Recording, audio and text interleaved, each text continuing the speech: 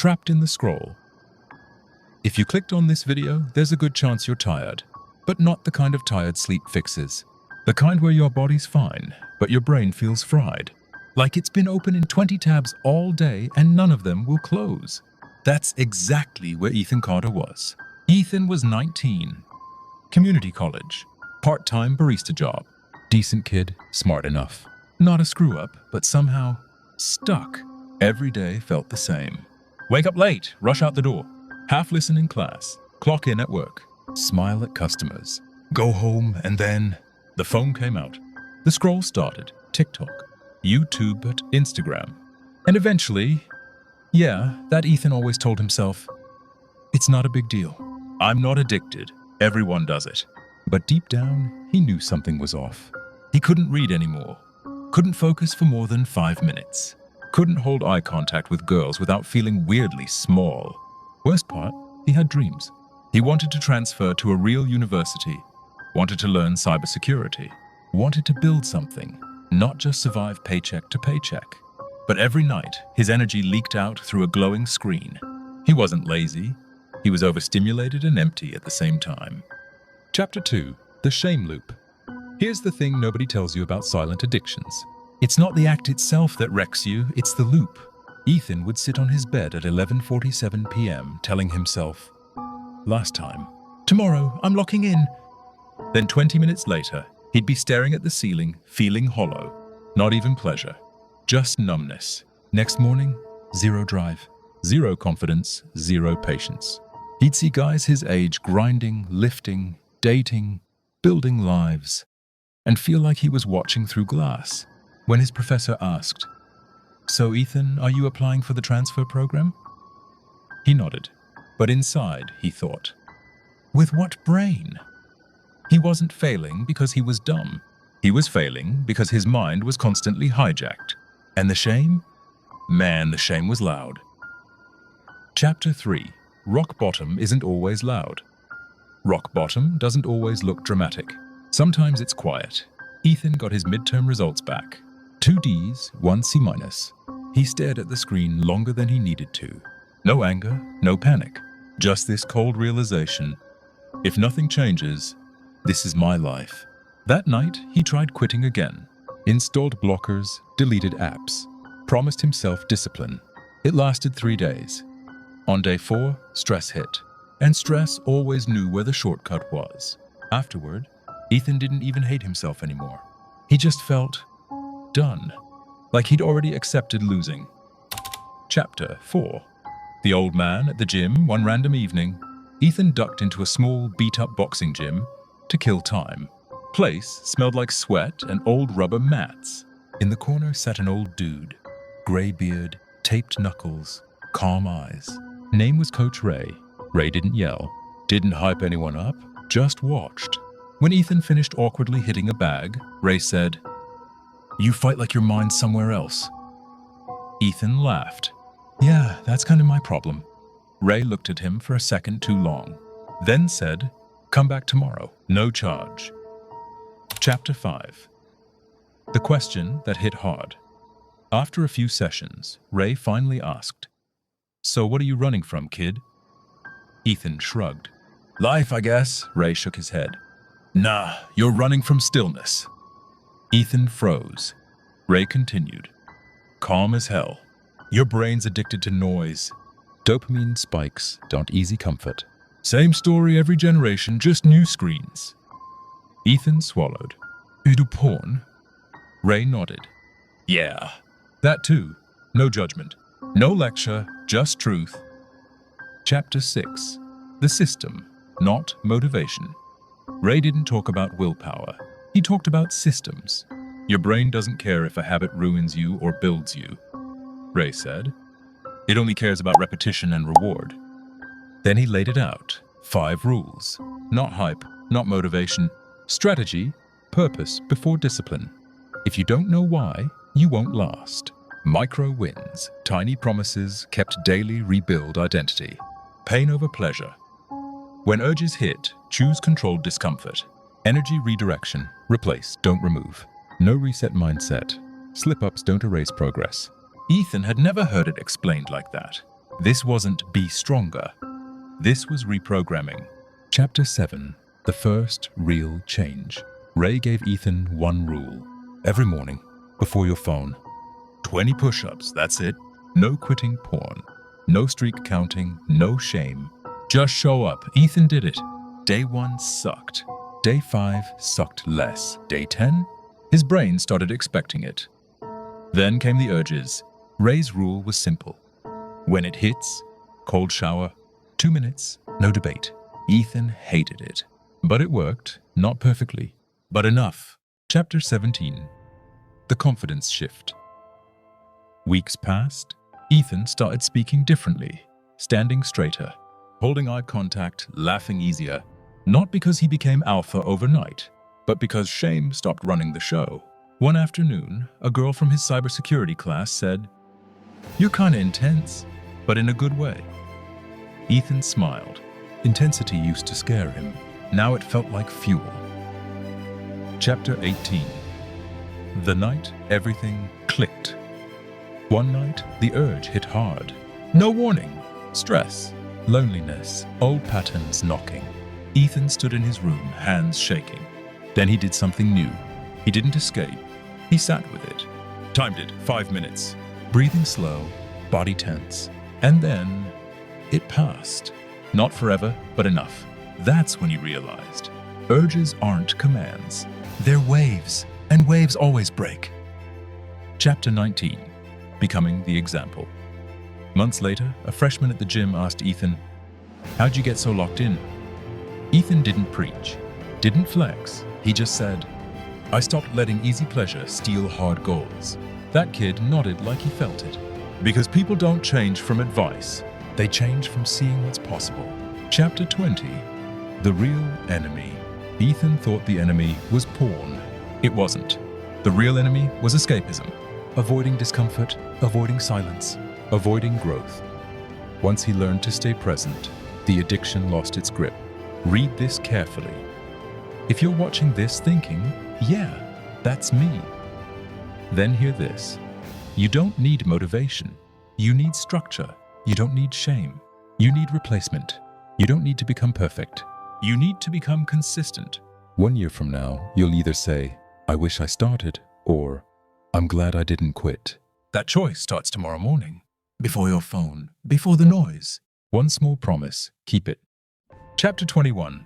The calm after the noise. People think winning looks loud. Flexing, celebrating, posting glow-ups online. That's not how it felt for Ethan. What he felt was quiet. Not empty quiet, clear quiet. The kind where your thoughts don't race. Where your phone can sit face down and not scream your name. That's when Ethan realized something wild. The addiction didn't disappear. It just stopped being the boss. Chapter 22. The day he almost slipped again. Life doesn't stop testing you just because you've improved. Ethan bombed an interview for a summer internship. Straight up rejection. Old Ethan would have gone home, shut the door, and escaped. That night, the urge hit hard. Harder than it had in months. Same room, same bed, same trigger, but a different man. He didn't run, didn't negotiate. He put his shoes on and went for a walk at midnight. Cold air, empty streets, mind racing. 20 minutes later, the urge faded. That's when it hit him. This is freedom, not the absence of temptation, the presence of choice. Chapter 23. Ray's final lesson. A few weeks later, Ray announced he was shutting down the gym. Age, health.time. Last session, just Ethan and Ray. Ray handed him an old pair of gloves. "You don't need me anymore," Ray said. Ethan shook his head. "I wouldn't be here without you." Ray smiled. "You would. You just wouldn't have believed it yet." Then he dropped the final truth. Most men never lose control. They just never take it. Chapter 24. Identity locked in, Ethan stopped tracking streaks, stopped counting days, because he wasn't quitting anything anymore. He was a man who trains, a man who studies, a man who stays present, a man who doesn't escape discomfort. That identity made the old habits feel out of place, like wearing clothes that don't fit anymore. Chapter 25. Real connection. Ethan started dating Lena, a girl from one of his classes. Not fantasy perfect, not dopamine fueled, real awkward silences. Late night talks, shared goals. One night she said, "You're different from most guys. You're actually here." That sentence hit harder than any compliment, because presence was something Ethan had to earn. Chapter 26. The Test of Success.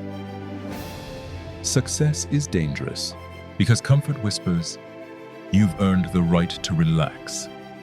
Ethan felt it, skipping workouts, late night scrolling. He caught it early. That's the difference now, not perfection. Awareness, he corrected fast. Systems beat slips. Chapter 27. The kid at the back of the room.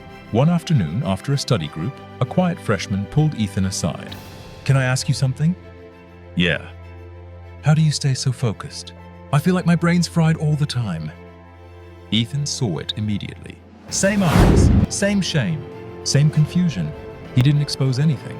He just said, "Start small, one promise a day, and don't let easy pleasure steal hard goals."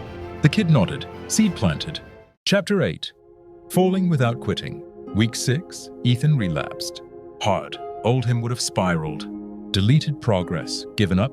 Instead, he remembered Ray's words. "You didn't lose. You collected data." Ethan wrote down the trigger. Stress, hunger, alone at night. Next time, he went for a walk, hit the bag, called a friend. Progress didn't disappear, it stacked. Chapter 9. The Shift. 3 months in, something changed. Ethan could focus again, actually sit with discomfort, actually study. He transferred universities, started lifting seriously, started talking, really talking to people, not perfect, but present. One night, a girl in his class said, "You're different. You actually listen." Ethan smiled. She had no idea how hard that used to be. Chapter 10. The Real Win. A year later, Ethan still got urges, but they didn't own him, because he wasn't trying to quit an addiction anymore. He was building a life, and that's the secret nobody tells you. You don't beat silent addictions by fighting them. You beat them by becoming someone they no longer fit.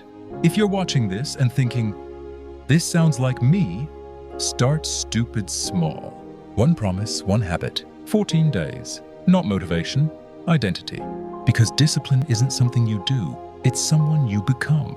Chapter 11. When progress gets dangerous. Here's the thing nobody warns you about. The moment life starts getting better, that's when the addiction gets sneaky. Ethan was doing good. Not Instagram good. Real good. He was waking up earlier, showing up to class alert, training at the gym 4 days a week. And that's exactly when his brain whispered, "See, you're fine now. One time won't hurt." That voice didn't sound evil. It sounded reasonable, friendly, almost proud. And that's why it was dangerous. Chapter 12. The Relapse. That almost took everything. One Friday night, Ethan skipped the gym. Long week, midterms. Rain outside. He told himself he'd just chill. You already know how that story ends. This time felt worse than before. Not because of guilt, but because of disappointment. He didn't hate himself. He hated the fact that he knew better and still slipped. That night, he didn't sleep. Not scrolling, not spiraling, just staring at the ceiling thinking, am I always going to be one bad night away from losing control? Chapter 13. Coach Ray's Hard Truth. Next day, Ethan showed up late to the gym. Ray took one look at him and said, "You didn't come here to hit the bag, did you?" Ethan shook his head. "I messed up." Ray nodded like he expected it. Then he said something that hit harder than any punch. Discipline doesn't mean never falling. It means falling without betraying yourself. Ethan frowned.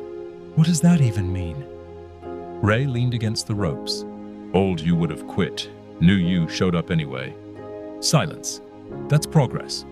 Chapter 14. Why willpower always fails. Ray grabbed a marker and drew a messy circle on the whiteboard. This is your brain under stress, he said. He's sleep-deprived, lonely, overstimulated. Then he drew a straight arrow. This is willpower. The arrow snapped. Willpower works when life's easy. Addiction shows up when life isn't. Then Ray circled the whole thing. Systems don't break under pressure, they absorb it. That's when Ethan finally got it. He wasn't weak. He was fighting a war with a paper sword. Chapter 15, Upgrading the System.